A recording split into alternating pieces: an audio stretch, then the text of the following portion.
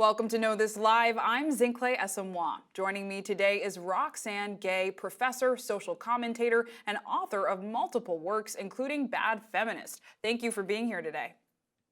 Thank you for having me, Zinhle. You're teaching a MasterClass this year called Consuming and Criticizing Culture, writing about trauma and the business of representation. Why is representation needed? What does that practically look like, that work today?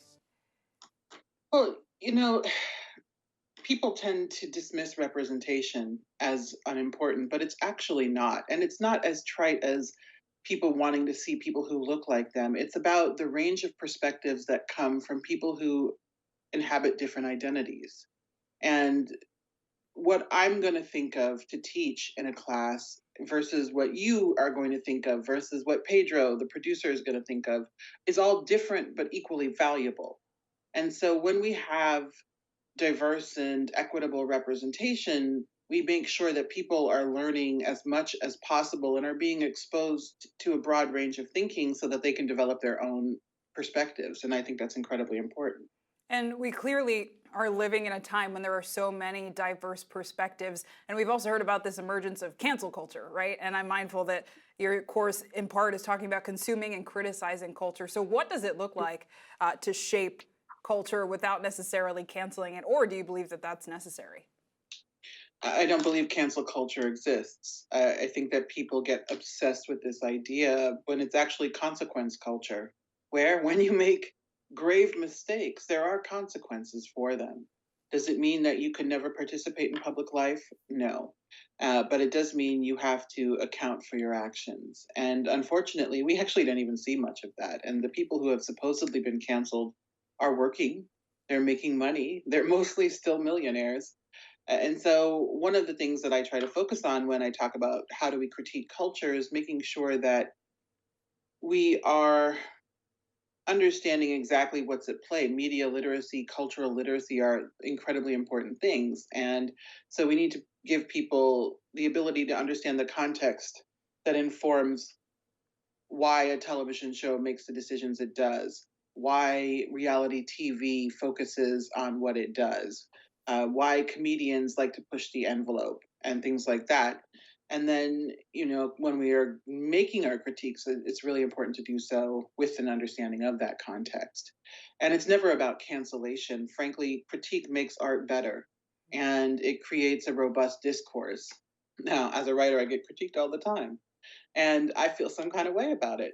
But when I get over my feelings, I actually do sit with the criticism and I take what will be useful and I leave what won't.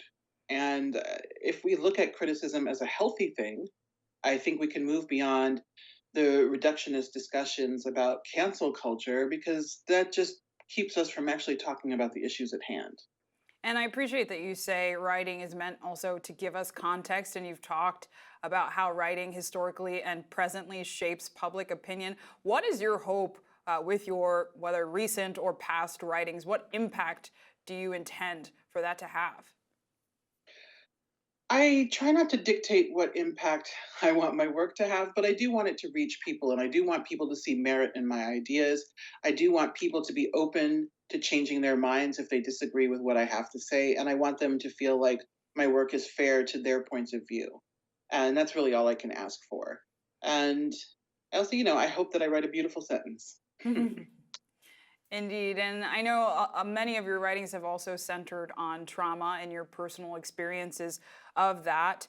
What advice do you have to women thinking through how to speak about, express, navigate their own traumas? The key thing I tell women or any underrepresented person is not to cannibalize yourself and not to think that your story is the only thing you have to offer public discourse. So you may have experienced the trauma, but you are not obligated to write about it. And that is not the only thing that you're allowed to be expert on. And I wish that more women, more people of color, more trans people, more queer people, I wish we all understood that a little better. Because early in your career, people will let you believe that all you are is the worst day of your life. And that's not the case. And you've said before and posed the question, how do we write about the traumatic experiences of others without transgressing their boundaries or privacy? I'm mindful of that as a member of the media myself. So how do we do that? And I think specifically when we're talking about the stories of women who face just unique and in many ways insurmountable challenges. I think it's really important not to co-opt people's stories. You can write about people's experiences, but you have to make sure you're protecting their privacy. You have to make sure you are having at least a sense of what their boundaries might be in terms of the level of detail you might be including about their experience. And I think in the best of all worlds, you should have their permission. Now, for doing reportage on war-torn countries, for example, there's no way you can go and get permission from each and every Iraqi, for example, or each and every Syrian. But I do think that you can have a code of ethics in terms of how you do that writing and make sure that you're not doing it in an exploitative way. And again, thinking about nuance and recognizing that the trauma and the traumatized people you're writing about, they are more than just that trauma. They have whole lives beyond that trauma, and it's important to acknowledge that in our work. And what do you personally do to continually heal yourself? I know you've spoken a bit about that in the past, but what keeps you grounded and what keeps you going when you do spend so much time embedded in this difficult content? Oh, therapy. Yeah, I go to therapy and I have a great support system at home. I have a good family and a great wife, and I allowed myself to step away from the work and enjoy the really great things in life. Sometimes when you write about gender, racial equality, sexual violence, and the like, you start to think that the world is a hopeless place. And there are legitimate reasons for thinking that way. But I always try to like remind myself that there is a lot of beauty and joy in the world and that I am very privileged and I um, should recognize that. And I do. Hmm.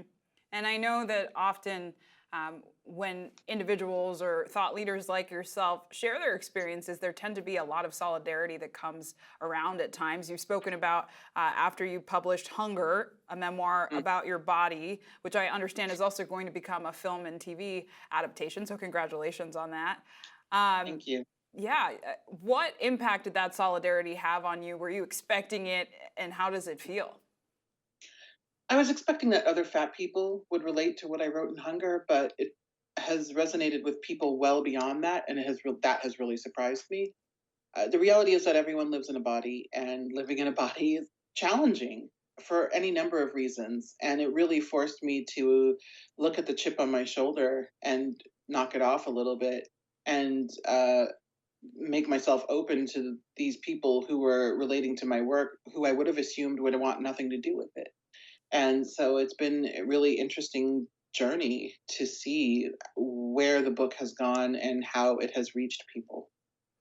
And of course, we're speaking in 2021. This has been, I Mhm. think, a period of intense trauma for everyone, whether it be the pandemic, renewed racial reckoning. I think the list goes on and on and on. So, why is it important for people and audiences and readers to look back at trauma in order to heal? It seems that a lot of your work does just that.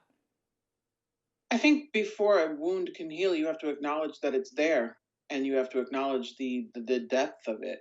And when we tend to ignore things, when we tend to gloss over them, it makes it possible for history to repeat itself. And we certainly have seen that over the past 4 years with Donald Trump as president. We saw him engaging in a lot of political behaviors that we would have thought were eradicated with previous generations, and they were not. I mean, fascism, insurrection, children in cages, uh, the retrenchment of reproductive freedom, the ban on transgender people in the military. It's such a long list of things that he did.